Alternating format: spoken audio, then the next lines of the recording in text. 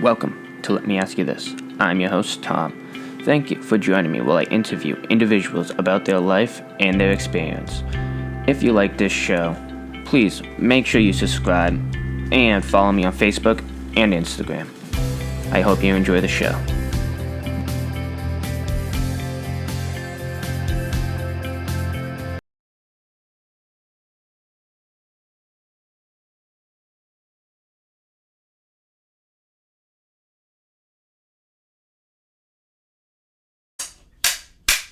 Now I can sync it.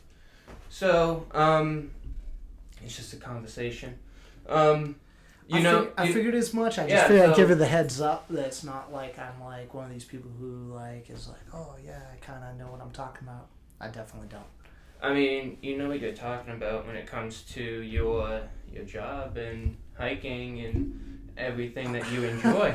I guess so. All right. And that's what this is. It's all just podcasts. Why I like podcasts is because you can learn about other people, and that's why I like doing podcasts. Yep. Because, yeah, I've been tattooed by you before, but that's only like an hour, and you're trying to focus, you're trying to concentrate, so I'm not talking to you. There's only a small amount of talking, yeah. By comparison. So I get that. It's like, I've known you a long time, but I only know so much about you because I've only been tattooed by you. All right. Yeah. And so podcasts opens that door, and like you can share this on your social media and be like, oh, look at that. Like, I'm Al from Bulletproof Tiger. Yeah. Well, that's the whole thing. I mean, I'm a pretty reclusive person, but I am trying to be less, and trying to kind of put myself out a little bit more and kind of make myself a little more available to people, I guess. I am the same exact way. I'm not good on social media. I hate social media. Yeah. And I recently just made a TikTok. Same. And I was like, literally like maybe 2 weeks ago. Yeah. And I was like, let's figure this TikTok thing out. And my first video I made was of me getting knocked out on roller skates. And it's to the soundtrack of All-Star. All right. And, oh man. So, I was in the Air Force. And Emily did roller derby. Okay. And so I was like, okay, let's pick up rollerblading so I can do something with my wife. And I got into park skating. And this is me knocking myself out. Boom. And I was on the ground for 9 seconds. Yeah. This is not the whole video. I ended up getting up on my own, and I instantly called Emily, and I was like, hey, something's not right. I fell at the skate park, I hit my head, I'm in trouble. Gotcha. And I blacked out, and I woke up at my house, and I was like, this is crazy. Yeah. And we ended up going to the hospital, and like, yeah, you have a concussion. I was like, this is like my 9th concussion. You got concussed.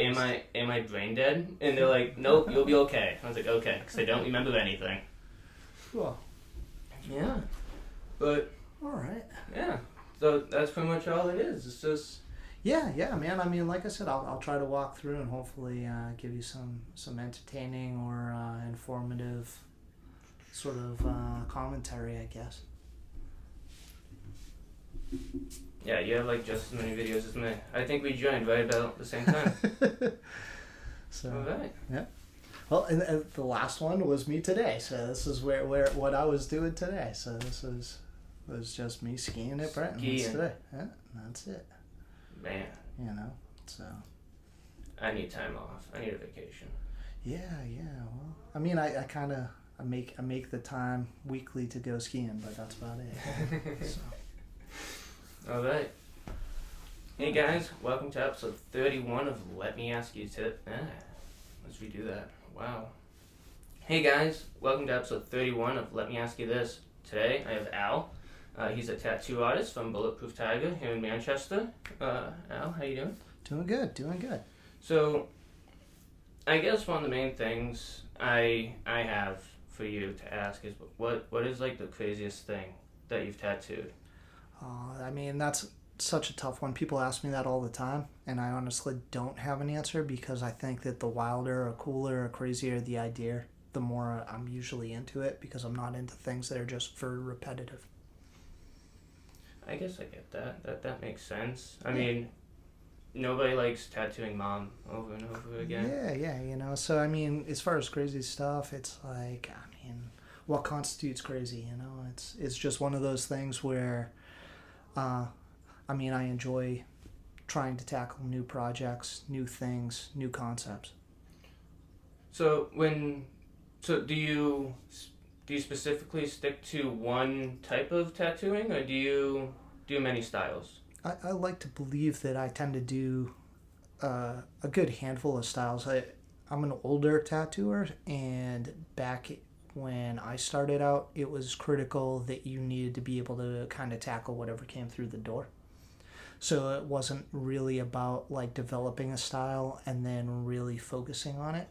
It was more about if you needed a black and gray portrait, then I needed to know how to do that. If you wanted a Japanese sleeve, I needed to know how to do that. If you wanted something traditional, I needed to know how to do that.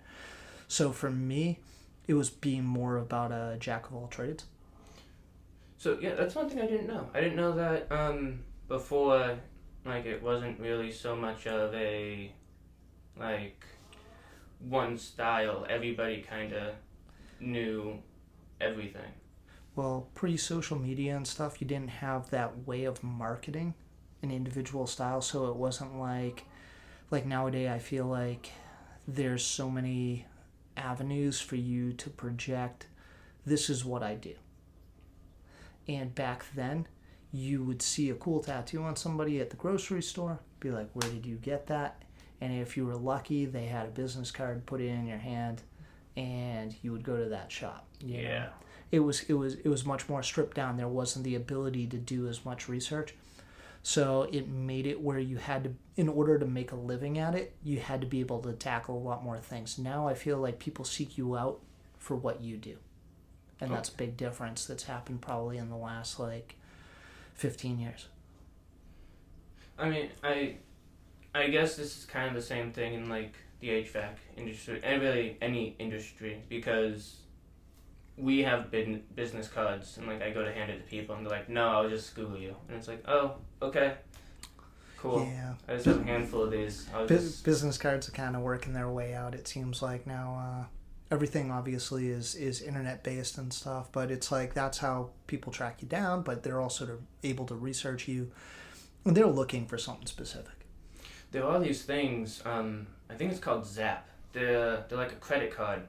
And you can load all of your information on it, like all your websites, and then you can just tap somebody's phone with it, and it'll pull up all the links. Yeah, I've been seeing that. It does look interesting. The technology baffles me. I'm still trying to figure out how to do a QR code for all of my links. I still don't know how to do that. I don't either, and as we were discussing earlier, we both just started TikTok, so apparently, there's still a huge learning sort of thing going on here. Yeah, I'm still trying to figure out the algorithm for TikTok. When I first made a TikTok, I didn't like anything on my TikTok, like the For You page, and I ended up just having to just search a bunch of stuff that I'm interested in. So now pretty much my TikTok is just blue collar trades. And I just watch electricians, plumbers, and HVAC technicians just be goofballs all day, and it's hilarious. It's funny you say that, though, because I haven't even gotten that far, but it's now that you just said it, I'm like, you know what, that would be a great way to start getting the algorithm set for the things of my interest would be to, be researching, tattooing and skiing and hiking and these type of things, so that way it would show up in my feed. Yeah, it's weird, because, they try to feed. So have you watched The Social Networking? I believe that's what it's called. It's on Netflix. Yeah. And so they feed you this algorithm already, and you have to learn to break that algorithm. You have to create your own algorithm. It's extremely difficult, and that's how people get addicted to it. That's a crazy documentary. Well, it is part of that. You were saying earlier that you're not big into social media too much, and I'm not either. I feel like it applies to a lot of aspects of life where you have to do it nowadays. Yeah. You can try to shut it down and try to say I'm not gonna, but I feel like it's almost gonna hold you back in almost any trade that you're in, almost definitely in your social life. There's a lot of aspects that you're only holding yourself back. And like, I remember when I was in the military, I was like, man, once I get out of the military, no more social media, because like I'll be with everybody. But like, I'm still not around people that like I made friends with in the military. So now I'm like, I want to know what's going on in their life. And it's like, alright, so I'm keeping social media, might as well just try to be present. And Facebook, like my personal account, I use it primarily for trolling and shit posting. And like, I'm not like going on and arguing with people. I just post outrageous memes because it's hilarious. And then I primarily use it for my podcast. Understandable. Yeah. Well, I mean, trying to promote or project the things that you are into in a positive manner. I mean, those would be the best manners of utilizing social media, instead of negative ways. So I can see those are the only times that I go on, is to basically try to promote things that I'm into. I'm not a big fan of it, so I don't tend to like just kind of browse it. Yeah. So, when did you get into hiking? Hiking. I want to say I really started in my mid-30s. I was going through like a lot of personal stuff in my life, a lot of like emotional stuff, and I used it as sort of a method of burning, like a healthy means of burning off that anger and those problems. Yeah, a lot.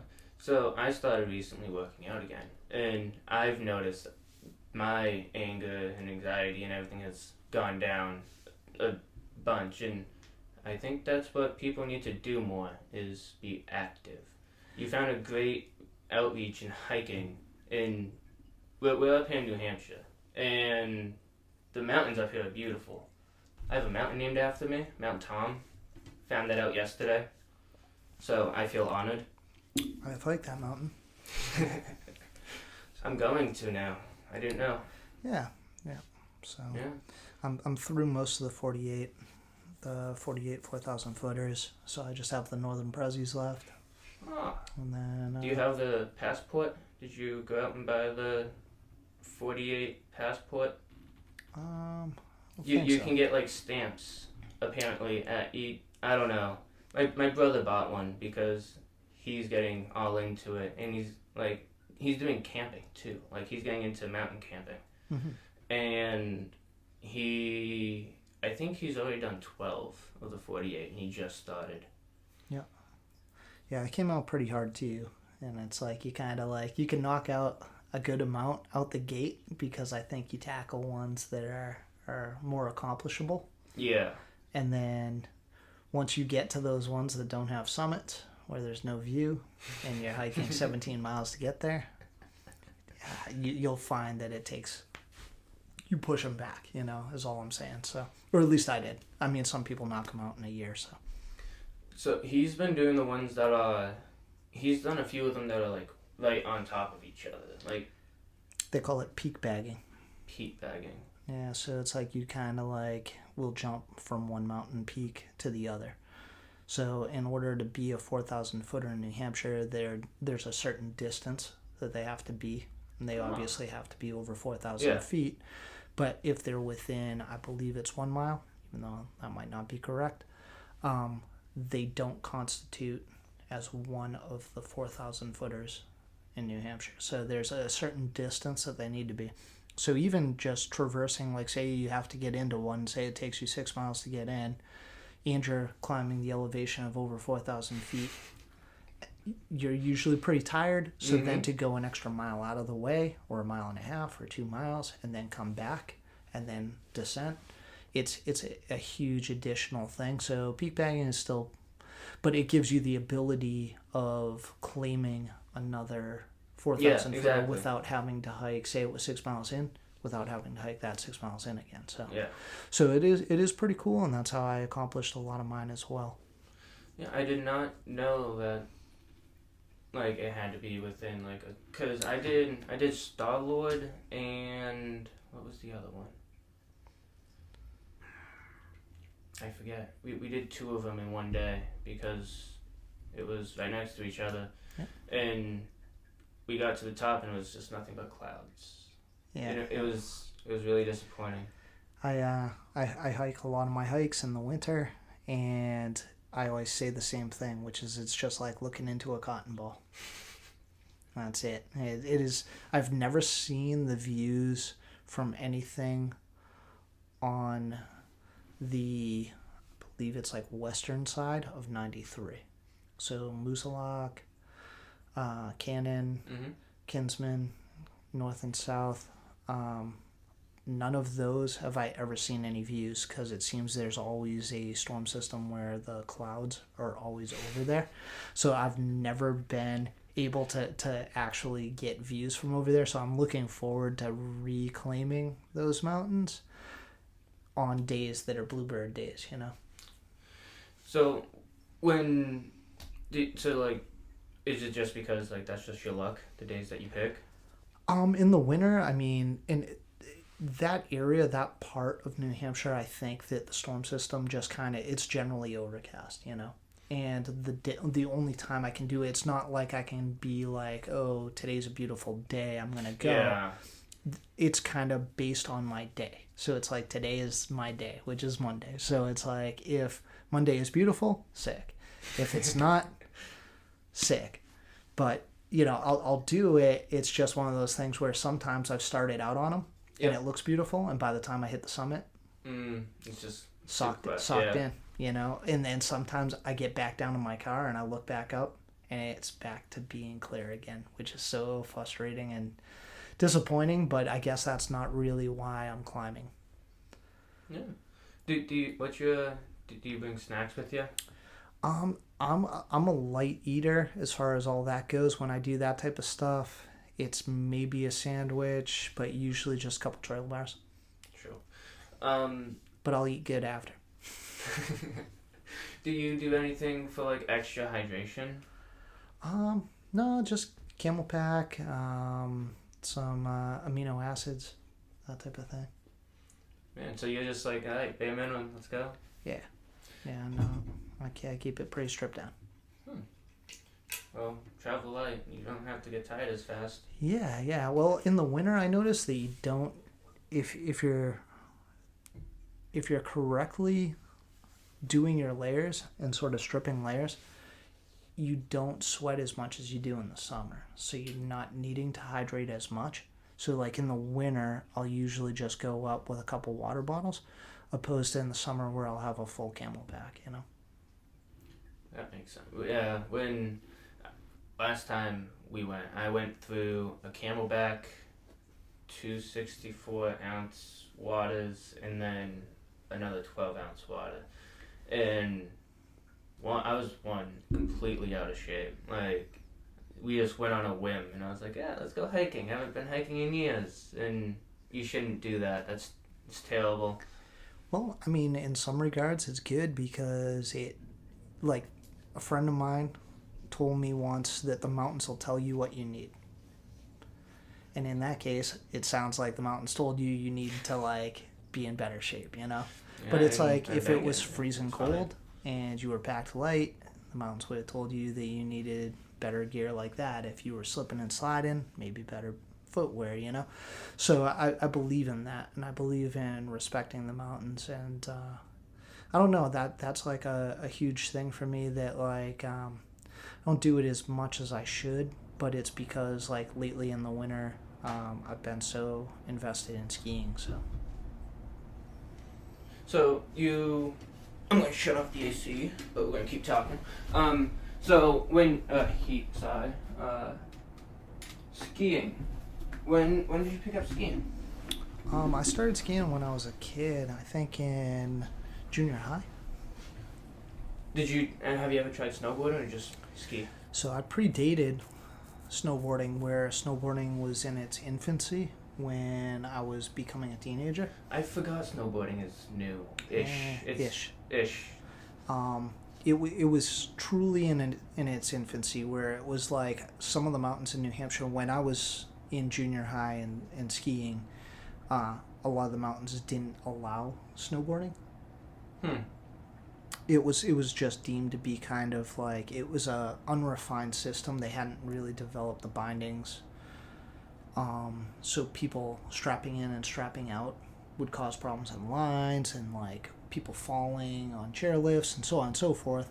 So it was looked down upon in its early days. There's a good Burton documentary on, I think it might be on HBO Max, about him basically working through getting snowboarding into the mainstream.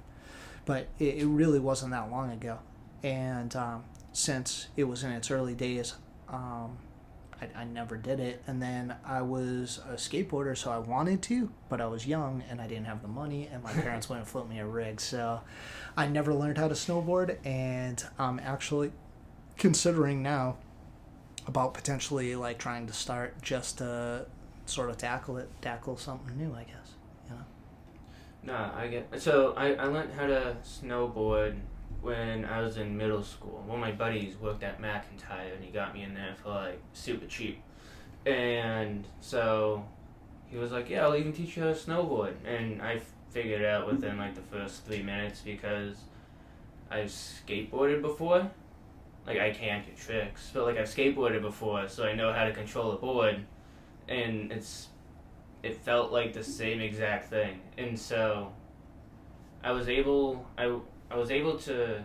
Have you ever skied at McIntyre? I have. I brought my my son, who was 5 at the time. So on one of the trails they had a giant black tube, and like I grinded on it perfectly fine, and I was like, oh sweet, like I'm getting the hang of this, let's go off a jump. And I went to go off a jump, and I didn't know how, and I just fell on my face. And so then that kind of put me in my place, and I was like, alright, I'm just gonna relax a little bit.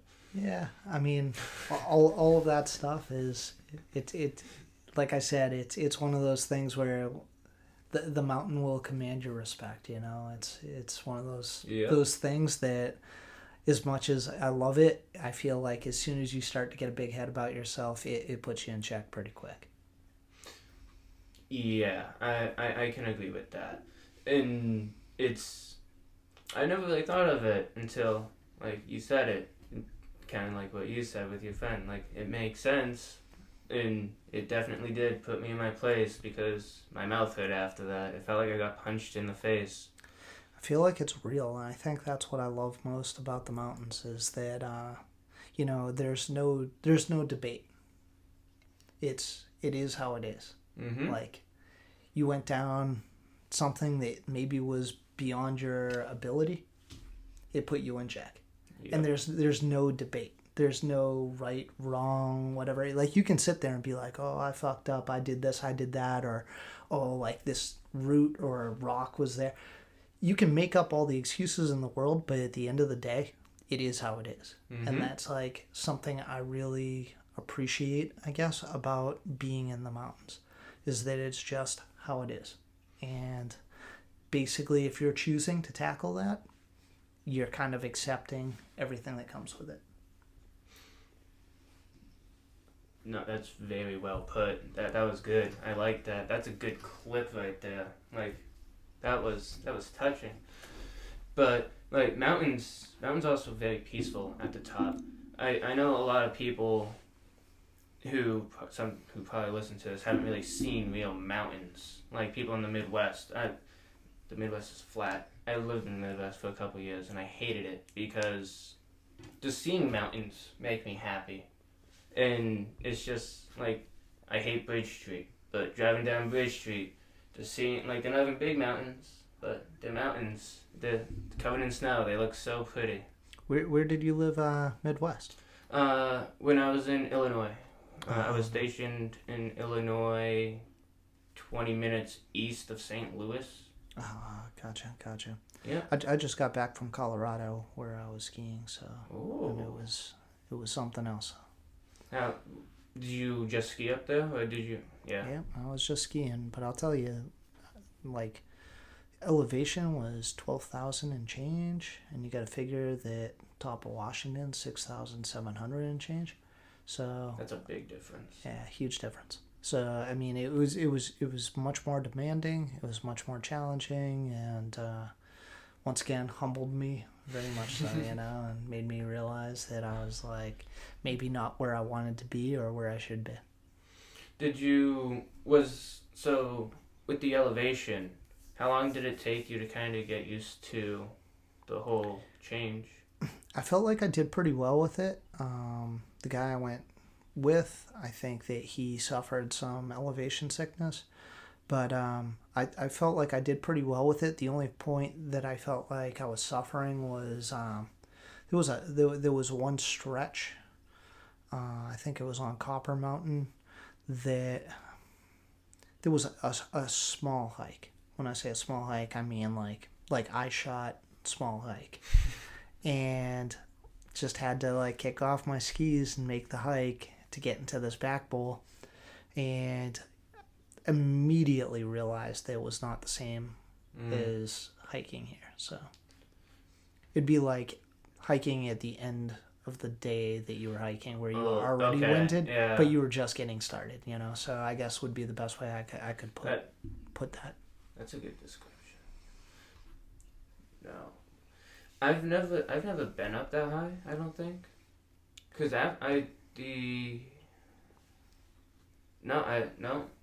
because Green Bay elevation isn't that high either. And that was like the only other place I would be that would be that. No, so yeah, I haven't. Driving in and out of it was a mess. Like, I don't know. It's wild. It's definitely wild. It's still the Wild West out there, that's for sure, so, which is kind of cool, but it's, it was eye-opening, I guess. I think an average ski run here, I would say, between 5 and 10 minutes. And then out there, I would say 30, 45 minutes. Really? On a single run. So you got to figure how much of a beating it puts on you as far as your legs, stabilizer muscles, all that stuff. It was cool. It was very cool. It's different. We were looking into going out to Washington. I was looking to taking a vacation at some point, and I've been reaching out to different people to like be on my podcast, and I like doing it in person. And so I was like, you know what, let's see if like this person will do it. And they were like, oh yeah, but haven't heard back yet. So, but they're out in Washington. I was like, yeah, I'm going to take a vacation, so I can swing by. Like, I don't care. I need to go somewhere. Super cool. Not here. But I have, hopefully at some point I can expand more. It's doing podcasts right now are weird because some people are like, oh my god, COVID, and other people are like, all right, back to normal life. And so like when you're talking to people, it's like, how are they gonna be about this? And I've had people who I'm like, hey, you want to come on the show? And they're like, oh yeah, sure, we can do it over Zoom. I'm like, you're in Manchester, we can do it in person. And they're like, oh no, I don't want to do it then. And then like they don't even answer me about doing it over Zoom again. I'm like, all right, that's cool. It's tough. I think it's a touchy subject for people, but in my opinion, it's not going anywhere, right? No. And I mean, how much do you want to allow it to impact your life? I'm not looking to have something like that negatively impact my life. I already feel like there's so many other aspects of life that negatively impact everybody's life. So, I accept that it's there, and I feel bad for people who have like health issues where they're really concerned about it. But since I don't let it control any aspects of my life. Yeah, I work with the public just like you, but like I go into people's houses, and so like some people I've been to people's houses where I've walked in and like they're not wearing a mask and they're like, "Can you put a mask on?" And it's like, your math doesn't add up, but okay, I'll put a mask on because you asked me to, because I respect you and you're the customer.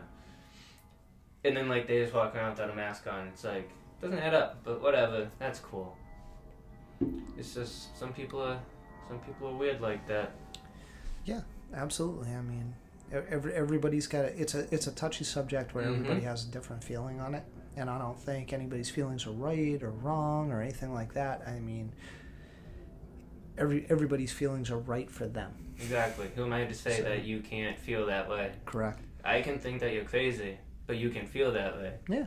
So as long as we're understanding. Yep. Know, but for me, you know, I accept it as that if I maintain my own health, that therefore that's what I need to do. And if I get sick because of this, then hopefully I'll have a strong enough immune system that it shouldn't be a problem. And I feel like that most people that are in a good state like that should have nothing to worry about, whereas people who are already compromised because of their own personal health or other health issues, yeah, they have a lot more to worry about. So to kind of transition back into tattooing, because I don't really like talking about COVID too much, but about the tattoo shop, do you guys have to wear masks? Is that mandatory for them to know? We presently don't. Okay. We had to for a period of time, and we definitely did, and we met all the stipulations. But as soon as they dropped the mask mandate, we kept it on for a very short period past that and discussed it, and I felt as though the same people who were going to restaurants, the same people who were going to bars and not wearing these masks were coming in and out of the shop, and it was going to be a tricky situation to try to mandate and make people maintain wearing masks. I also don't feel it's the most effective thing in the world either, so I was totally fine with dropping the mask. Alright. So is there somebody always at the well, not always, but like 7 days a week at the shop, or do you guys close down one day? So I also own Jim's Tattoo up in Seabrook, and Jim's is open 7 days a week. Okay. There's a lot bigger client, like there's a lot bigger base of employees out there, whereas over at Bulletproof there's just 2 people. So it's very hard. So we're presently working from Tuesday to Saturday, from 12 to 8. And it's yourself and my apprentice Derek Taylor, who's doing great. I've put 2 years into apprenticing him, where he's basically just starting to actually physically tattoo now, but he spent the past 2 years really in the shop 24/7 grinding and learning everything he can, so that way now his stuff coming out the gate is really strong. For people who like want to get into tattooing, what would be like the beginning steps? I'd say get tattooed. Nobody respects people who want to tattoo, who don't have tattoos and don't understand about tattooing and don't like getting tattooed, That would make sense. I mean, how are you gonna tattoo somebody if you don't have a tattoo? I think the worst one is when people ask you for an apprenticeship but aren't willing to get tattooed by you. That's weird. It makes no sense. Yeah. It's saying that they want to make money off of the career of tattooing but aren't willing to spend money on your work but are willing to learn under you. So I've always found that to be a pretty kind of shabby thing. So I would say that the best way to go at it is to find someone whose work you like and then get tattooed by them. And then if that's something that you're seriously committed to, you can discuss it with that person and see what they have to say. But I would think that that's probably the most honorable way of going about it. That would make sense. Yeah. I've never really thought about how people become tattooers. Cause there's no school for it, is there? There are tattoo schools, but I mean, no real tattooer respects anyone who came out of a tattoo school. You know, it's the type of thing that's kind of like going to Walmart. So is there like licensing and stuff that you need to get done? Yeah, there's a ton of licensing. I mean, like it's a trade just like any other trade. Okay. Normally, you would apprentice under someone who's referred to as a master. You know. Oh, okay. And so, is it what's Similar the to time frame that you have to be an apprentice for?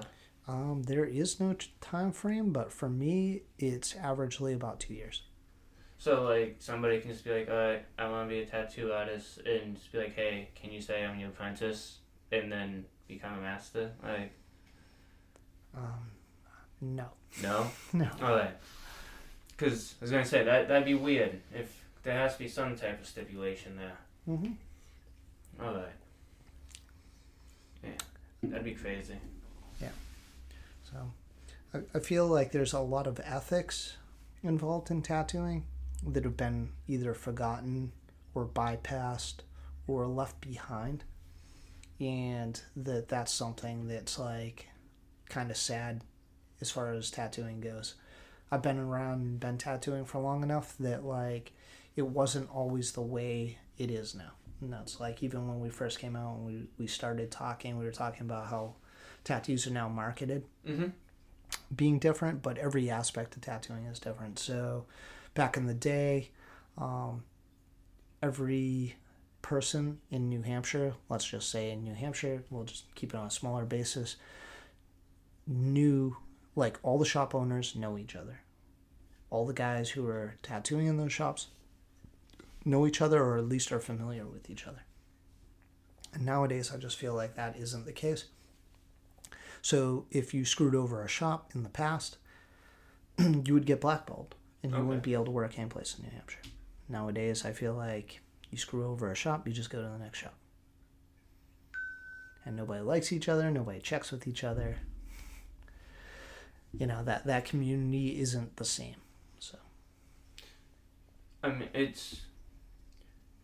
I don't think it's just in the tattoo industry, because there's people that do that like in the trades too. Like, correct. It's the ethic of people have most definitely gone down, and I don't really know what has, because it's through like every generation. Like it doesn't show an age. It just seems like there's more and more shitty people out now, and I don't really know what did it. It's weird.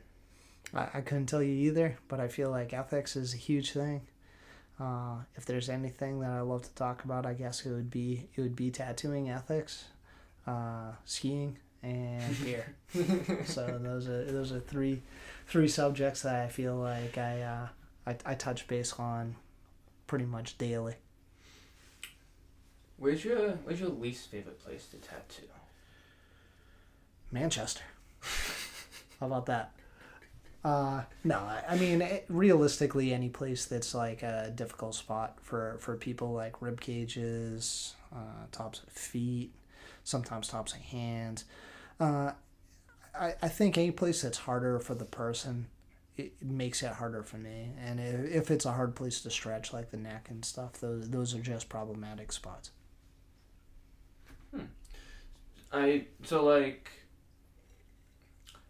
I wouldn't get hand tattoos because I cut my hands all the time because of the trades I'm in. But, like, I know a lot of people with hand tattoos, and they tell me they fade quickly. Like, finger tattoos and, like, do they? Like, is that, like, a genuine issue? I mean, hands take more abuse, so I would say that, yeah, I mean, they're out in the sun more, right? They're coming in contact with every chemical or everything that you're dealing with, right? So if you're scrubbing your floors with bleach, they're in contact. Yeah. You know, if you're wrenching on something, or your hands are in parts cleaner or dish detergent, regardless of what it is, it's your hands are coming in contact with it. So I would say that your hands take a bigger beat. Back in the day, we would always tell people arms first, hands last. Arms first, hands last. And that's because, you know, your hands are going to fade quicker than your arms would, so they'll kind of like even out if you were to get them last. Okay, that you know what makes I mean? sense. So, yeah. and nowadays I feel like it's a weird thing where people just want visible tattoos instead of going through the effort of getting real tattoos, being heavily tattooed. They just want visible tattoos, so they get their necks done, their hands done. Face, or like the sides of their face. Yeah, but without getting spots that are actually painful and really hard to get and like just not visible, like getting their chest, getting their stomach, getting their back, getting their arms, upper arms. Yep. So, I don't know. So far, the most painful tattoo for me, I have Harley Quinn on the back of my thigh, and at first he told me it was only gonna be a 3-hour tattoo. I was there for 8 hours, and I sat there the whole time. Well, we took breaks. Like after about 4 hours in, I was like, I need a break, and he was like, really? I was like, dude, you've been going at this for 4 hours. Like, I don't really know what you're doing. And then he was only done the outline, and I was like, what are you doing? Yeah, I was there for 8 hours. It was terrible. I also got the back of my thigh done, and it also took 8 hours. So. Yeah, that was like I have my hair done, and she thought I fell asleep. Like I was so still, she thought I fell asleep, and she still missed spots. That I don't regret tattoos, but I wish I went somewhere else for my chest. Well, I mean, like I said, it's a day and age. You can do a lot of research. You can try to find that person that you really feel confident in. And I mean, I put in as much energy and effort as I possibly can with the tattoos that I do. I feel like a lot of the clients that I have, they know that they can come to me if there's a problem. They know that like I try to be as legit with them as I humanly can. And that like basically I pour myself into each of those tattoos. And so like one of my so when I got tattooed by you, it was like my first tattoo was by far the easiest experience of my life. Like the first one that we came up with was my rose in my brass knuckles. And then you held on to that for like 3 years before like 2 years before I actually got it. And we ended up doing this one first. And you ended up changing this from a chain to a ribbon, and I loved it. And you got it done within like an hour and a half, and it came out amazing. I loved it. And like same with my brass knuckles. Like there's very few tattoos that I would like show people first, and the two I've gotten from you and the one I got from Ashley, the New Hampshire one, are the 3 go-to. I go to show people. I'm like, here you go. And they're like, where'd you get that? And Bulletproof tag, my guy. Awesome. Well, I appreciate that, and it's that type of stuff that why we're still there after 6 years, and and we're busy, and we continue to do that same type of thing because we treat each one as a specific project, put in that time, put in that energy, and then hopefully if the person is happy, then we continue to build upon that and do more. Yeah, I'm excited. So I didn't know that you did like a lot of other styles. I knew that you were really good in like the old traditional American. But now that I know that you do a lot of other styles, I have a back mule I want to get done, and can you do it's called biotech, but I don't want the machine. Yeah, like Geiger style stuff and all that. Yeah, absolutely.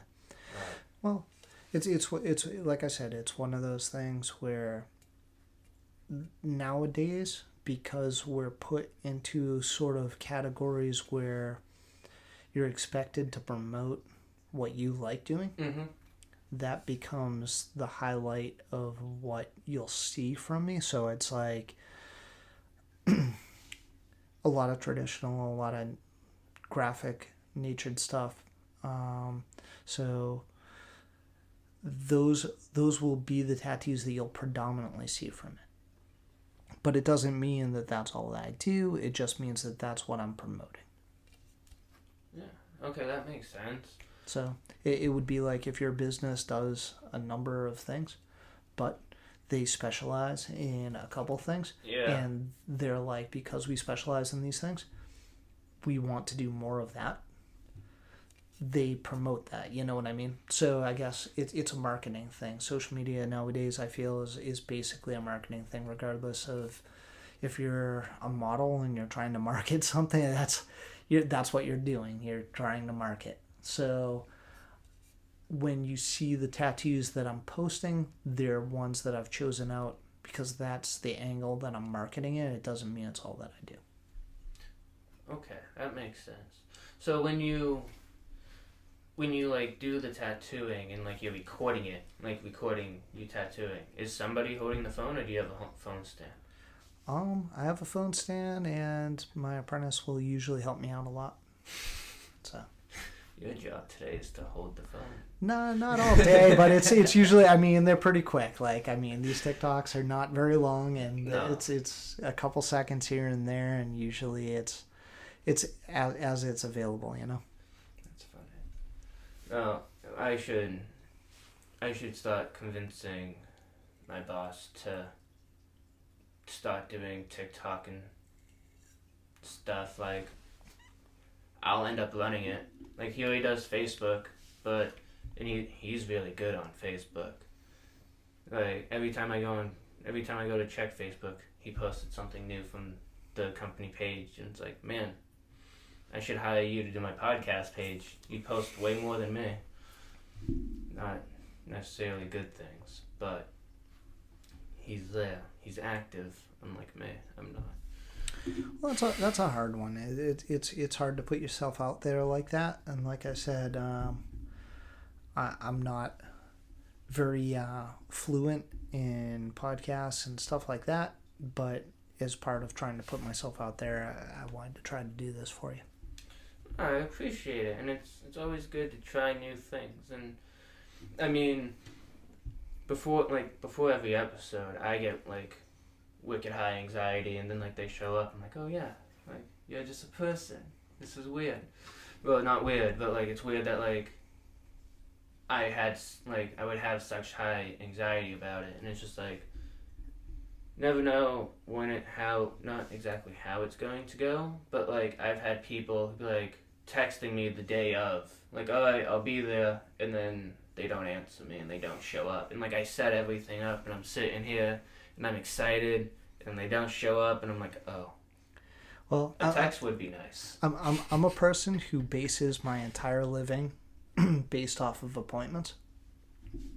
Yep. And if you were to not text me and not show up for an appointment, I know how it would impact me and how I would feel.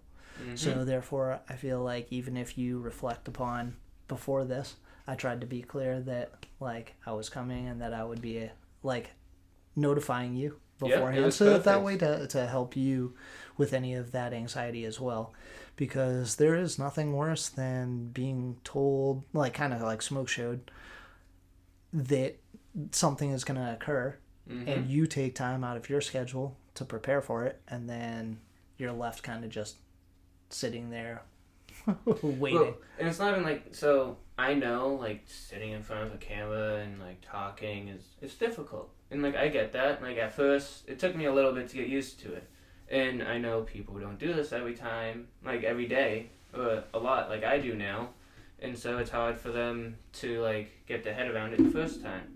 But like you walked in and I pretty much had almost everything recording, and we talked a little bit before and got used to it, and it's just having a conversation. Some people don't want to look past that. It's weird. And it's happened quite a few times that people decide not to, like they'll sit there and act like they want to go along with it, and then they just like stop answering me. And it's just like, just say no. No is so much easier than trying just to please me. Yeah, no, I fully get that. I do feel it's merely a conversation. Yeah, and I mean, oh, that's sick. We're looking at his Instagram. His personal is it okay to put your personal Instagram out there? Of course. All right. Of course. Absolutely. His personal Instagram is Manchester Firm. Manchester is spelled how it sounds, and Firm is Firm. I spell that because I have a speech impediment. And then Bulletproof Tiger, right? Yep. Just Bulletproof Tiger? Yep. Is there Bulletproof Tiger, the Instagram, and then Jim Tattoos also? So it's Bulletproof Tiger Tattoo and Jim's Tattoo. 77, I think, on the Jim's Tattoo, if I'm correct. Let's see. Yep, 77. And that one is out in Seabrook, correct? Yep, that one's on the coast. That's the oldest tattoo shop in New Hampshire. It's been there since 1977. So how did you end up acquiring that? I'd been working tattooing for a number of years, and then I've always kind of worked at multiple shops, and I had worked at gyms as well as a shop in Nashua called Precision Body Arts, which is phenomenal for piercing. And Jim offered me the shop, and I guess I moved in a manner that made him sell it, I guess. It's like I feel as though he had offered the shop to other people, but the thing is that no one moved in a manner that promoted him actually selling the shop. So me and my business partner moved forward, and we were able to secure the shop, and that was almost 12 years ago. Oh, man. That's always nice. So, pretty much did you start at? Is that where you started, or? No. I came, and as far as being licensed, I started at Studio 3 in Pembroke. Okay. Under Jason Hurley, who apprenticed me. And licensed me, and I've been licensed since 2005. Studio 3. Studio 3 was a very cool shop. He was a sponsored pro skater for Independent and Spitfire.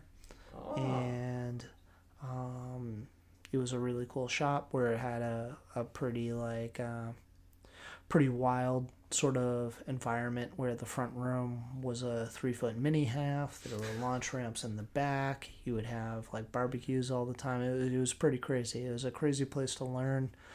And I feel like tattoo shops just aren't like that nowadays because they're so commercial that it's expected to be professional and commercial. It's not kind of Wild West like that. But back then, it was, and it was pretty cool. That'd be crazy, just sitting there getting a tattoo, watching people skateboard, and having some really good barbecue. Well, I mean, it was a day and age that you were expected. I mean, a lot of things were different. So working in a shop like that, you would walk in and be expected to do something like, today we're going to do kickflip to grinds, and if you don't land, then pack up your shit and leave. And I feel like that doesn't happen in apprenticeships nowadays, and that doesn't happen nowadays in tattooing, and therefore that changes the entire environment as far as the aesthetic and the people that are involved in it, because those are people who wouldn't have been able to hang back in the day, so they wouldn't be able to do it now. And back then you had to be able to accomplish regardless of what was being asked from you, and a lot of times it had nothing to do with tattooing. So hey man, I know you want to learn how to tattoo, but you have to know how to skateboard. In a shop with a pro skater who owned it? Absolutely. Absolutely. That was his environment. So, and he treated it that way. And to be honest, I feel like I absorbed at least some of that from him, where I respect that it's my environment. And if I want that to be how it is, you better comply or get the fuck out. No, I get that. I do. It's your work zone. It's your space. Well, that's it. I mean, part of a tattoo, a huge part of the tattoo is the environment in which you're getting it done. So it's like, if it's a place that maybe is cool, but is not what you're into, I mean, are you really going to want to get tattooed there again? So I feel like I create an environment that's very cool for me, or a place that I feel is like meets what I think is cool. And if you don't, then you don't continue to get tattooed there. Whereas the people who it does apply to, I feel like they come back because they enjoy that atmosphere, and that's what I'm catering to. No, I 100% agree with that, because like I've been to tattoo shops, like when I like go like look for places, when I was out in the Midwest, I walked into this one tattoo shop. They had no music on. There wasn't like even a TV on. It was just like quiet. I walked in, looked around. I was like, nope, not happening. And I just walked out.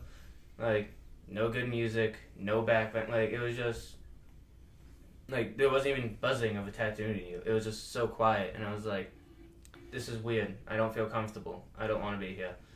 Music is a super huge thing for me. So I make it a super huge part of the tattoo shop and of that environment. There's always music going on. It kind of like ventures across all genres. I listen to music 8 hours a day at least. I worked in a factory for 12 years where radios weren't permitted. Mm-hmm. So I went in those quiet times of not being able to listen to music, and that included like any AirPods or anything like that. So it was like I was unable to listen to music for that huge period of time. So now that I'm able to work and do that, it's huge for me, and it's a big part of my life, and it's a big part of what I am trying to do in the shop.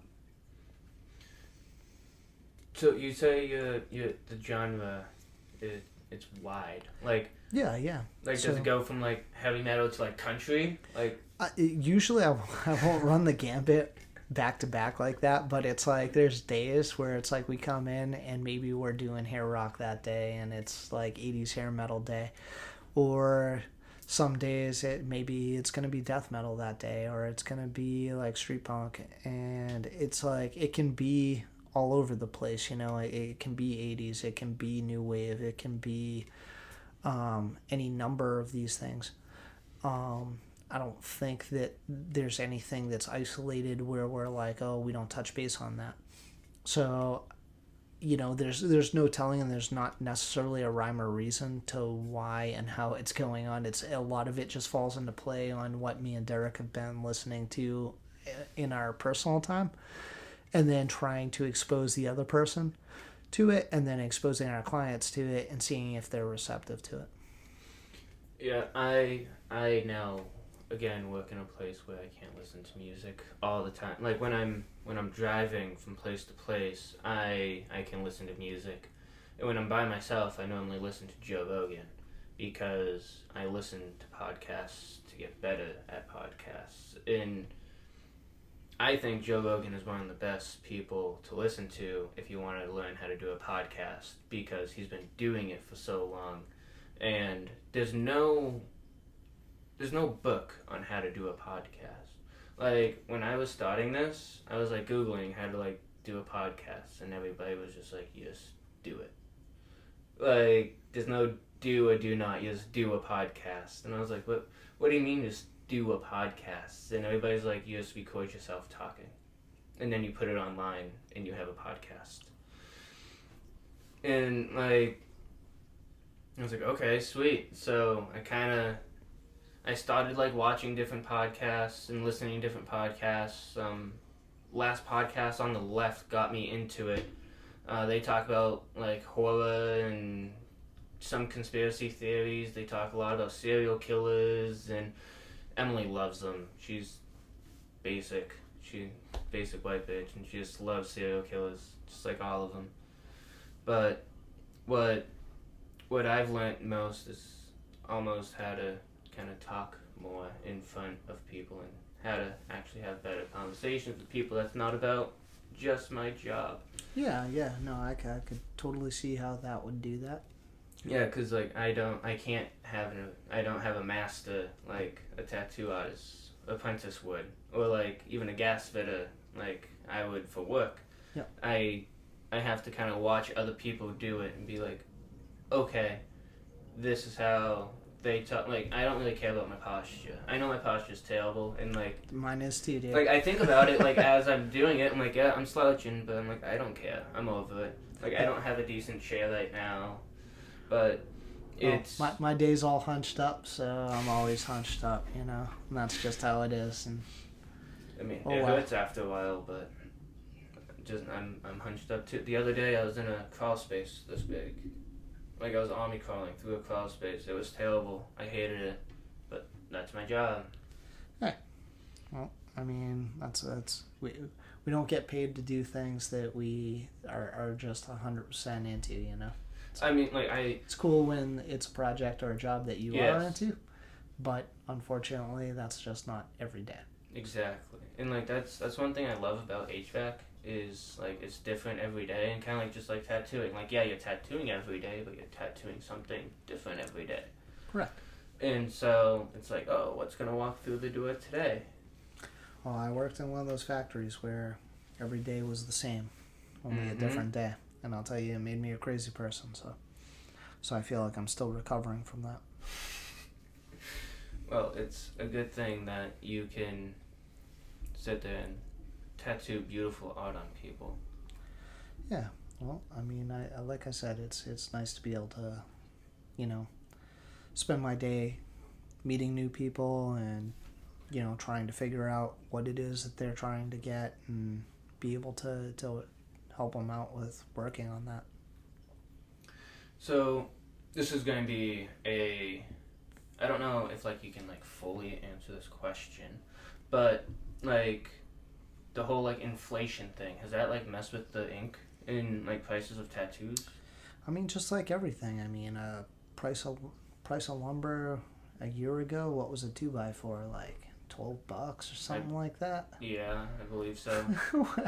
I couldn't even guess what it is right now, but something tells me it ain't $12. So, yeah, you got to figure, like, I'll use this as an example. So in 2020, right, we got shut down, and prior to that, I made my glove order, and I was spending about, we'll say, between $60 and $80 on a case of gloves. Okay.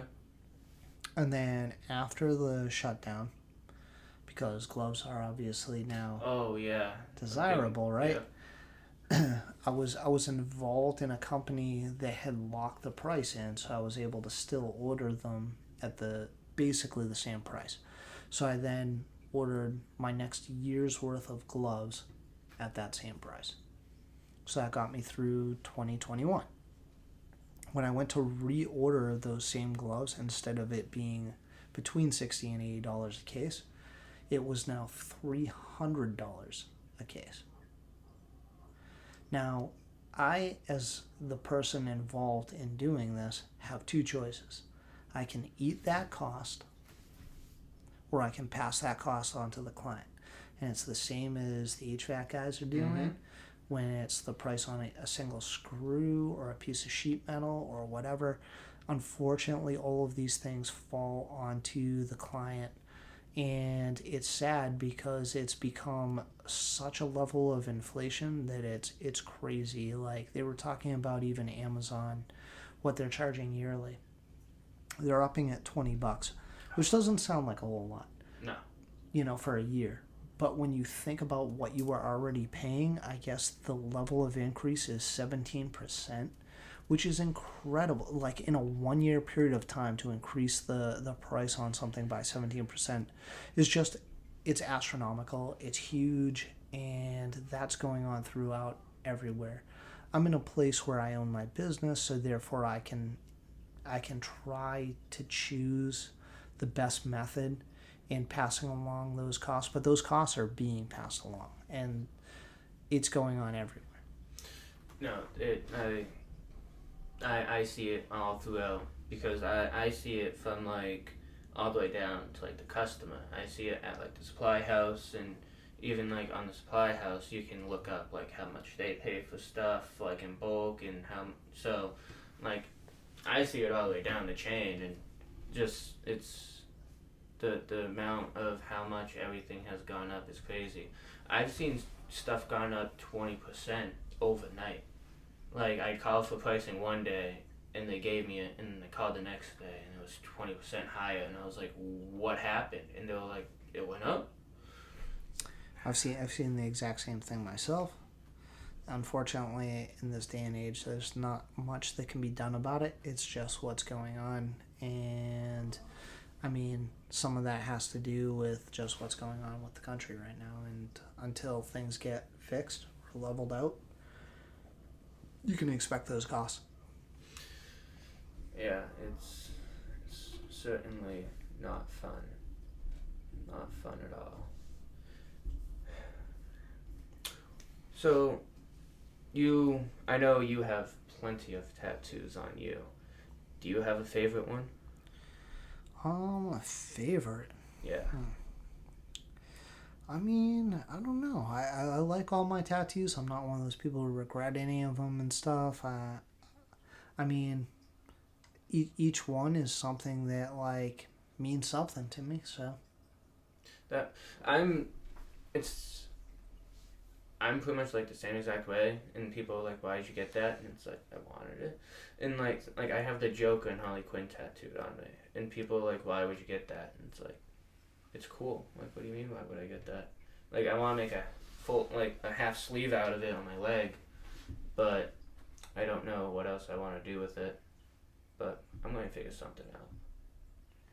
Well, I mean, it's just one of those things where I feel like they're very personal to people, and that, you know. Yeah, and like even if you like just go on your Instagram, like it varies, and it's really, tattoos are like one of my favorite things. Like, seeing somebody with tattoos, it makes me like stare at them, but I'm not staring at them because like I think they're weird. Like, I want to look at your tattoos, but like I don't want to bother you. And like, if I've had people stare at me, I'm like, what are you looking at? And I know people think that all the time, but like, you might know him, my buddy Johnny. He's covered almost head to toe now. He goes to Jabe's a lot, and he recently just got his head, I think he just got his head finished, and that man, hands, neck, head, he's crazy. I wouldn't want to do that much. He won't get his face done though. I keep trying to get him to do the Mike Tyson. No need. It definitely changes how people perceive you. Face tattoos? Absolutely. Yeah. So what do you think of, like, getting people's faces tattooed on? Like, real people's, like doing portrait stuff, like color portraits, like, and all that. It's I don't know. I feel like it's one of those things that people love it. Is it something? I don't have any of that. Have you ever turned down a tattoo? Ooh. Not for a while. Not for a while? Yeah, I can't even remember the last one, so. Well, that's good. I guess people aren't coming in trying to get ridiculous things that you're like, you need to think about your life. No, I just do them. So.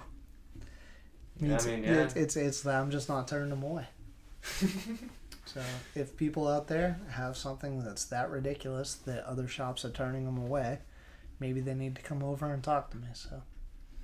Look at that. That's good advertisement right there. Boom. Oh, that's beautiful. The neck one? Yep. So who's over at Jim's right now? We're at Jim's. We have an old timer named Pete. Who's been, I think he's in his later 60s now.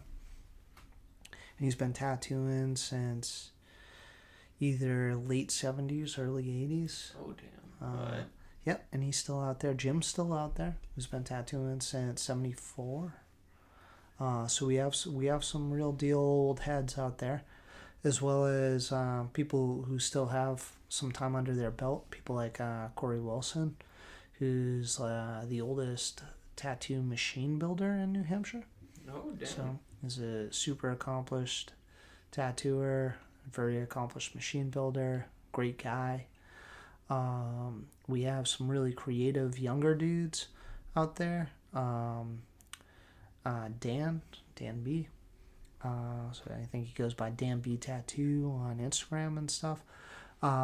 His stuff, super cool. It's very much more conceptual as far as not being in a classic nature. I feel as though his stuff is more, he'll get a crazy idea and he turns it into very cool artwork that actually translates really well into tattoos. And then I have Christoph Loken, who came over from Germany a handful of years ago.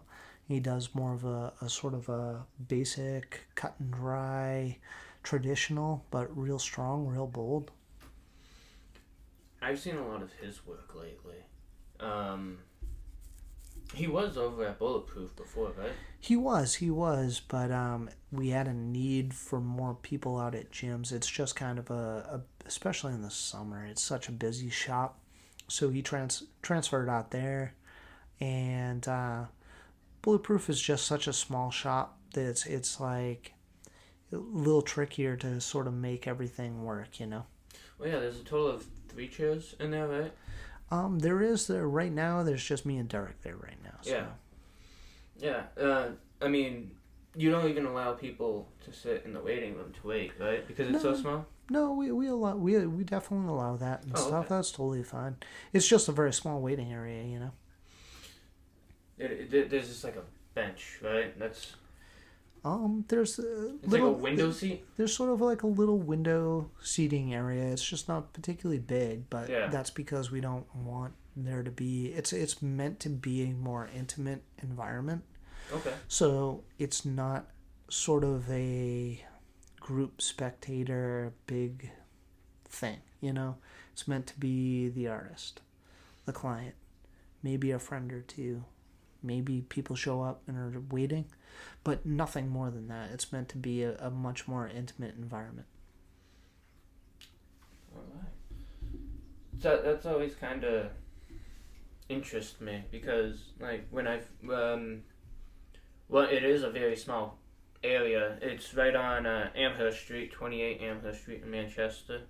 But, like... I think it's one of the smallest tattoo shops I've been in, and I love it. I love that there's not a lot of people in and out. There's not a lot of distractions about it. So, I mean, that's one of the reasons why I like how small it is, because you don't have that foot traffic that you have in other shops. Yeah, that's it. I don't know. If you were to go into New York City and go to a lot of these other boutique tattoo shops, you would see that they tend to be also in a very... What we're doing doesn't need a large template or a big environment. It can be done in a relatively small environment as long as people are proficient. I mean, what I see most tattoo artists use is pretty much like a toolbox and then a chair for the tattoo artist, or the person getting tattooed to sit in a chair for themselves. Like, you don't really need that much space to tattoo. Yeah. I mean, for the most part, I mean, you don't need a whole lot of space. Obviously, my station was built into a brick wall, and it was all hand done by a finished woodworker that took a year to do. So I don't think that it's as cheap and easy as a toolbox thrown up against a wall, but at the same time, it doesn't take up very much space. Well, like, yours is handcraft, but, like, starting out, like, if you're on the go... Yeah. I mean, you know, I'm not speaking on behalf of other places, just speaking on behalf of my own. Yeah. No, I like your wall. why I can never remember what they're called. The hats. The fezzes? The fezzes, yes. I started collecting them when I believe I was like 27, and I just went into an antique store, and my mom used to work in antique stores. And so I found myself ever since I was a kid going in and out of them, shopping around them, never buying anything. And one day I came and I was like, you know what? I don't really collect anything. I should start collecting something that I can go to antique stores and find and collect, and something that's not expensive. So those were kind of my stipulations, and I was like, oh man, that's hard, especially where I have a very eclectic taste, and I was looking for something that was visual. So I came and I stumbled across the Fez, and I was like, you know what? It's a men's organization. And I feel like that's a thing of the past, like the Oddfellows and like the Shriners. These things still exist, but they're not what they were in the 20s, 30s, 50s, 60s. So I felt as though starting a collection of fezzes would be intriguing, and that putting a bunch of them in one place would have a huge impact as far as looking impressive. I mean, it is very impressive. When I first saw them, I was like, is that one the Shriners? Like, what is that? So many people ask. So many people ask. I probably should join. Both my parents, my mom's in the Red Star, which is like the female end of the Masons, to the best of my knowledge, and my stepfather is a Mason. And the Shriners are the 32nd degree, I believe, the Scottish Rite, also the patron saints of the Children's Hospital. So it's an amazing sort of organization that just does great things for children and for burn victims throughout the country. So I felt as though it's just kind of a sort of a nice paying homage. Yeah, I didn't really know anything about why the Shriners. Oh my god, I feel like an idiot. Until I went out to the Midwest. I didn't really hear anything too much about them here, but they have a hospital, I believe, in St. Louis, and that's the first time I ever really heard about the Shriners. And they would put a parade on, like, in all the little small towns, like, around St. Louis. And so, there was a Shriners parade in Belleville, Illinois, in the town outside of the military base that I lived on. And we went to it, and that was, like, my first parade as, like, an adult, like, that I actually went to go watch. And that's when I was like, parades are nothing but advertisements.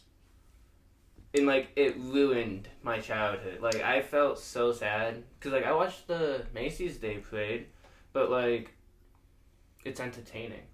It doesn't feel like just, like, it is all just advertisements, but it's entertaining advertisements. It's just done on a much slyer level. That's all. Exactly. And the, like, you're being sold, ones, yes. But you don't want to feel like you're being sold it.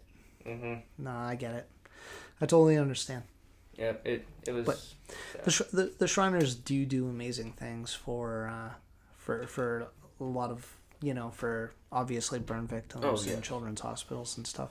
So I just feel like it's a great organization, but it's an old world organization too, and I just feel that, like, I guess that's a thing that I feel is being lost in modern America. Can't necessarily do a men's organization nowadays because it would be frowned upon. No, that's 100% true, because, like, just look at the Boy Scouts. They got rid of the Boy Scouts. I don't know if it's nationwide, but I know at least in New Hampshire, girls can go in the Boy Scouts now. And it's just called the Scouts. It's not the Boy Scouts anymore. So they're already kind of taking away that. And it's just like, they're just working its way up the chain, and it's kind of sad. And, like, I don't have a problem with girls learning how to camp, but, like, That's what Girl Scouts for. Like, they literally have the same exact thing. Like, it's not the Boy Scouts' fault that the Girl Scout organization doesn't do what they want, like what the kids want to do. And they refuse to change what they want to do. And they made the Boy Scouts change their policies. I was never a Boy Scout nor know much about the Girl Scouts, so I honestly can't speak much on behalf of either. I was a Boy Scout for 3 months, I believe. And then I didn't want to do it anymore. And then my sisters, they were all Girl Scouts for the longest time. And I believe it's actually Girl Scout cookie season now, that I think about it. Maybe it's coming up. I think it's the springtime, but I'm excited for Girl Scout cookie season. I'm trying to get fat. There you go. Girl Scout cookies. I love them. Was there the ability to take a break so that I can go to the bathroom? Yeah, 100%. Awesome. We are back. So, that's like the only time I will edit the show. And like the beginning, because I have to line up the audio. But besides that, I don't edit anything. So cool. It's very straightforward. It's nice. But yeah, so like we were talking about during the break, you were in a band. Not many people can say that. I've been in a couple bands, but my earliest band was the Drunks, which was a New Hampshire street rock and roll band. Mm-hmm. We ended up getting signed to Ken Casey from the Dropkick Murphys label Flat Records. Okay, I forgot about that, yeah. Which signed to TKO Records, which was a big street punk label at that time frame and was a pretty big accomplishment on our behalf. We got released at the same time that the Vigilantes came out with their album. So it was a pretty cool thing and pretty cool time. Did you guys tour a lot, or did you just do local? We were mostly local based. It was a really tough time for oi stuff and street rock and roll stuff there. All of us were very working class, where we all were holding down pretty solid jobs and didn't have much money. So we weren't really allowed the ability to tour and stuff as much as I think we would have liked to. But it was still an amazing time, when we played regionally pretty much for years, you know. Do you still get money from records that you sell? No, I don't think I ever saw any money from anything, you know. We came in even years later, we released some unrecorded stuff and we didn't ask for any money, so. I mean, I think that's one of my favorite things, at least nowadays, about artists. I don't mind paying for stuff, but at the same time, Spotify, my podcast's free. I don't get paid for it. And a lot of people kind of forget that some artists come like that, and that's the artist that I want to listen to, the one that does it for free because they enjoy it that much. Well, there's a labor of love to it, and not to say that we didn't ever make, some money, whether it be off t-shirts or stuff like that. But I would say that our motivation with the band was never money driven, and there was never any money to speak of that would have been anything more than a couple bucks for beers here and there, you know. Yeah, and I mean, it's a lot of, I've learned hobbies are expensive. And I mean, once you get a guitar, or drums are wicked expensive, I know that, but singing's free if you don't take classes, and it's really fun just to kind of do your hobby. Yeah, it would be nice to get paid for it. I would love to do this for a living, but then it would be a job. Well, at the time, it was something that nobody else was into. Nobody was into music and street punk and stuff. During that time frame, it was it was in the birth of the internet. All right, so you got to figure that if you were looking for that type of thing, you had to be at shows. You had to go and dig up zines or go to local record shops and stuff like that. This wasn't something you could just sit at home and just look up and be wander into. upon. Yeah. So it was it's part of the counterculture. So it's like it's something that even to this day you still got to kind of know what you're looking for in order to really track it down. So I have noticed that I see way more advertising for pretty much every other genre of music. And every now and again, like, I'll see the Shaskin's huge on, like, doing that type. Like, Shaskin will hold almost anybody, I've come to realize. It doesn't really matter the type of genre. But I like the Shaskin's little tiny hall that they have. It's nice. We've done quite a few events there. But that's, like, one of the main places I see do any, like, rock or punk rock or, like, genres in the area. I mean, that's because we're putting those on to this day. So me and my friends, the bands that we're associated with, bands like Yellow Stitches, they're still like sort of people who were involved with the Drunks. I've done all the artwork for that band, like, and friends of mine who are in that band are connected enough to people like Josh, who's the owner of the Shaskin, who is helping to put on those type of acts still. So I mean, I know that there's stuff coming up soon that's going to be huge, you know? It's just great that, like, there's still these people from the local area that still contribute to it, because I'm pretty sure if they didn't do it, we wouldn't have anywhere around here that would. Correct. I mean, there's in America, I mean, I feel like there's a lot of Oi stuff, but I mean, what would you say are the top 3 Oi bands you can think of in America right now that are like active, like Oi bands in America? Like, real genuine Oi band, I don't even think, because, like, the only one I can think of is, like, when Dropkicks first started out, but they're not Oi anymore. Yeah. They're mainstream punk rock. I wouldn't even give them a punk name. They're, like, just rock now. It's weird. Yeah. I don't think I, like, actually can name a mainstream Oi band. Oh. And, like, I didn't even fully know. I mean, actually, Coxboa. That's probably the only one. If they were from America. Yes. Oh yeah, from America, yeah.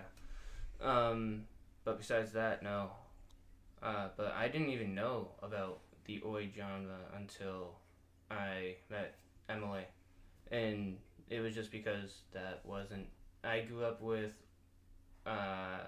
80s classic rock. My brother listened to, like, Tool, Metallica, Eminem. Like, my brother's the one that got me into listening to different genres. And then when I started dating Emily, that's when I expanded even more like, subgenres of genres. And when she was like, yeah, there's more than just punk. And I was like, what do you mean there's more than just punk? And she was like, well, there's Oi. And I'm like, what's that? And she showed me, and I was like, what? And, like, I knew about pop punk, but, like, nobody likes pop punk. It's terrible. Ugh, it hurts. It's almost as bad as mumble rapping. Those are, like, the only 2 genres I can't listen to. Mumble rapping and pop punk. Everything else is fair game. Well, I mean, America still is trying to put out some newer Oi bands, newer street punk bands. And I feel like obviously Yellow Stitches is probably one of the top tier ones, and they still only play locally. They generally don't play throughout the rest of the U.S. They only play Manchester, which I think is a pretty cool thing. So, yeah, I should have said Yellow Stitches. I wasn't thinking that, like, Yellow Stitch was, like, nationwide. I didn't know that they were... I would take a look at Spotify and see how many, Let's see. take a look at what their present views are or listens. And I feel you might be surprised. I feel like 5,105 monthly listeners. That's impressive. That's good. You know, by comparison to a lot of other American street punk and oi bands, I think that it is pretty impressive. So, you know, but once again, it's just one of those things. I happen to do a bunch of artwork for that band. You know, I've done a lot of artwork. I guess even before I was tattooing, I was doing a lot of artwork for bands. I maintain doing that. I've done stuff for The Last Resort. I've done stuff for Hammer Brothers. I've done stuff for a lot of hardcore and street rock bands in New England. So, you said you were drawing, like, before you got into tattooing. So, like, when did you start drawing? As long as I can remember. And you were just like, I want to, like, so when, what made you, like, quit the factory job, I guess, then? Well, prior to quitting the factory job, when I was 15, my cousin walked me into a tattoo shop and told this guy, this old biker dude in the tattoo shop, they should give me a job when I was 15. And the dude's name was Mike Giordano, and it was in Derry, New Hampshire. And I was only 15. I was still in high school. And this guy took a look at my drawings, and I started working there, tattooing, when I was 15 in a shop. There you go. Wow. And granted, it didn't directly lead to me just doing that from that point in day onward, but down the road, it definitely led to where I ended up, you know, where it was like I moved to Massachusetts at that time frame until 1998. Massachusetts didn't allow tattooing. So I was tattooing kind of like on the DL in Massachusetts until I moved back up here. And once I moved back up here, I still needed to pay my bills. So I was working in the factory, but I was still tattooing. And then I got into my shop, where Studio 3, where I got licensed, and then from 2005 onward. But basically, I've been tattooing for 30 years now. So. When did Mass legalize tattooing? Why was tattooing illegal? 98, same as like a lot of places. There was hepatitis scares and stuff like that. So, a lot of issues in New Hampshire. I mean, we only have one strip bar. Why is that?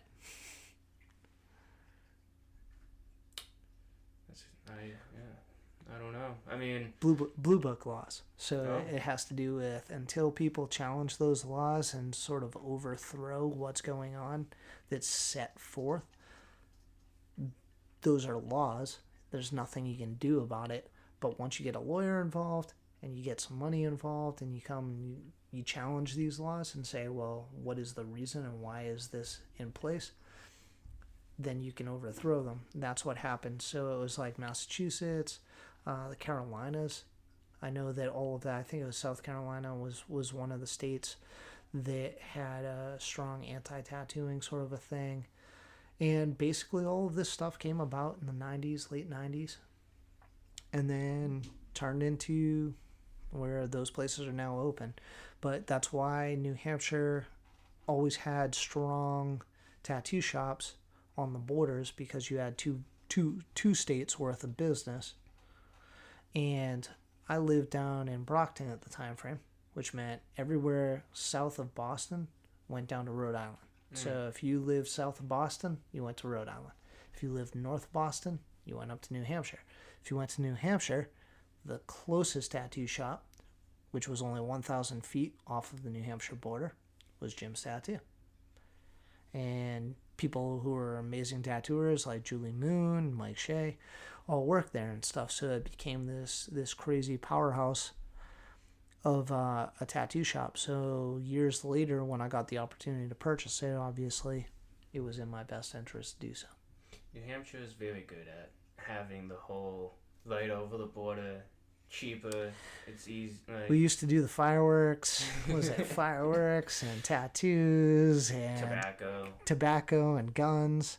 mhm. And back in the day when I was also in high school, a big one was Massachusetts didn't sell liquor like beer on Sundays. Yep. So everybody would run up to New Hampshire. So I remember my dad used to tell me that used to be a problem. It's a like huge, when, it's a huge thing. It was just like, it was a cool thing. Like, I don't know, things they're taking advantage of nowadays is like the ability to just do that type of stuff.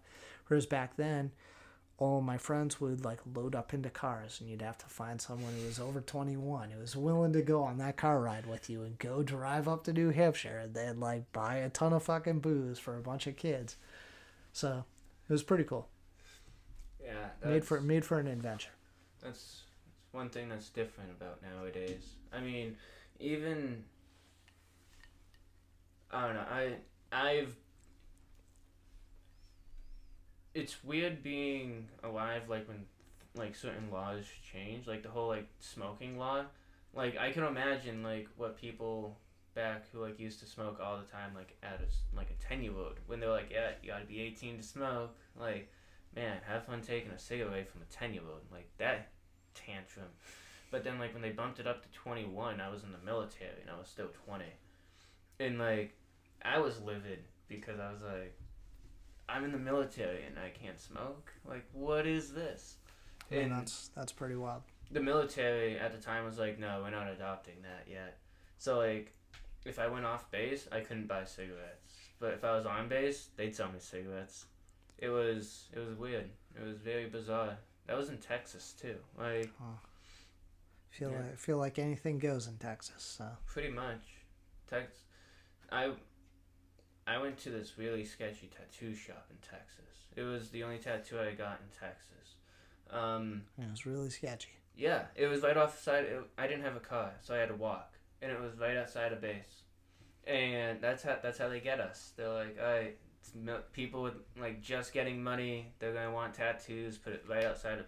It was like 2 miles outside of base, not even like that far. And I walked in there and I was like, I want to talk to your owner. And they were like, is there a problem? I was like, no, I just want to talk to your owner.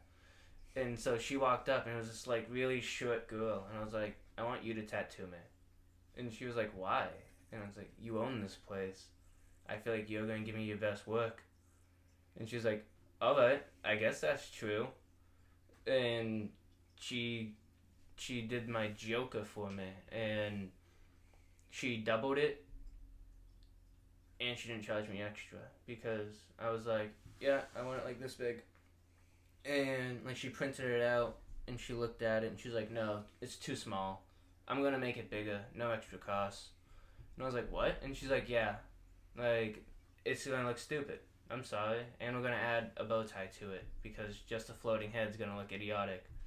And I was like, whatever, you're the artist, like I trust you, and if you're not gonna charge me more for it, sweet. And it came out really good. Let's see. I'm not very upset with any of my tattoos. I'm only mad about this one. I know some tattoo artists are really big about not doing touch-ups on people's tattoos that like other people do. Are you big on that, or will you touch up other people's work? I will touch up other people's work. I see myself as sort of more of a craftsman, where I think some people get too big a head about themselves, and I see it that it's work, and that if it's work and you're a client and you're serious about the work, and I can do something, like I have to look at the individual piece, and if it's something I feel that I can make better, I absolutely will tackle that. I don't have a very big head about that type of stuff. Yeah, I've always found it very, very strange that people are like, yeah, somebody else did it, I won't touch it up. And it's like, it's not your work. I mean, why would you want to? Maybe the person's out of state. Like, I'm not going to go back to Illinois to get this touched up. I wouldn't go back to this person either. Oh my God, that was a mistake in the first place. But I think the problem is that by accepting doing that, you're accepting fixing everybody else in the world's mistakes. And that's not necessarily our job. So I think that it goes person to person, situation to situation. But myself, I make it a point of trying to work on making the client happy. So if it's someone who I know who has a piece that they're not that happy with or whatever, or just needs something and stuff, I try to make it work. So yeah, that's what's on the top of my thigh. Cool. And well, then that's cool. I have the Harley Quinn behind it. I'm just wearing pants. If I was wearing shorts, I'd just show you.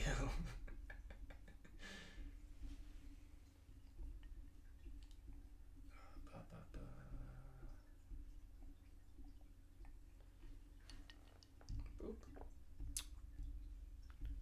Yeah. Oh, Yeah, that took forever. It hurt. Like, I was... Like, that's the only...